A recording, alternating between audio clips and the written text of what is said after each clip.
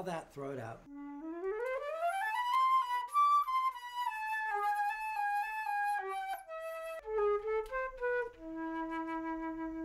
Now I'm getting warmed up.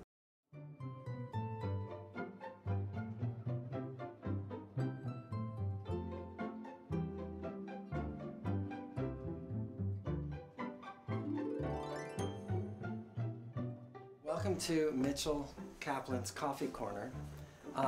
What I do is I wake up at, any time, any random hour. It can be 1:30 a.m., 2 o'clock a.m., 3:34, something like that. Usually I wake up while it's still really dark and hopefully everybody else is asleep. And this is a kind of a fun little thing I do. This is as I say, a 40s era Pyrex percolator. And I just love it mainly because you don't see these things. They're actually pretty hard to get a hold of. In a couple minutes, you can see it's going to start percolating. And that's it. Usually while it's percolating, I'm kind of checking my email. And then I'll pour myself a cup. Generally, of course, it starts in the morning with me working downstairs, having coffee.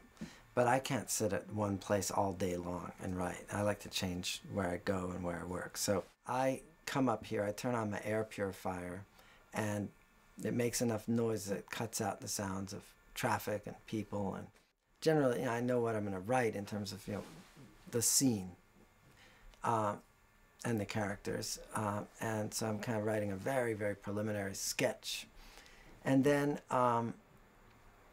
at some point, I'm going to end up getting another cup of coffee or something, and then I'll end up here, and I'll take what I've written, maybe put it on the stand or have it on the table, and I'll start working from it, but massaging it into something a little more usable.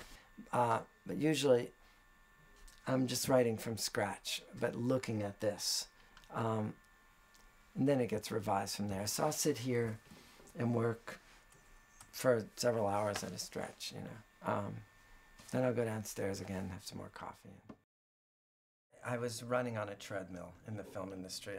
I had never actually chosen to work in the film industry. It just happened to me. I really just ended up kind of falling into it. And because I became very good friends with the film director Michael Ritchie, I ended up learning a lot about screenwriting in particular. After about 18 years, I found myself working more for other people than for myself, mostly like consulting, with established screenwriters and other people in the film industry. It was really idyllic and beautiful, but it gets, after a while, you get tired of that. I said to my wife, this is a time. We're not going to be pitching for a year. We're not going to be seeing people, meeting people, doing any of that.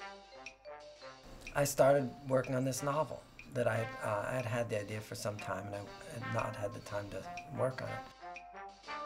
We're overall very, very happy with our choice of Pittsburgh. Very educated community, just what we were hoping for.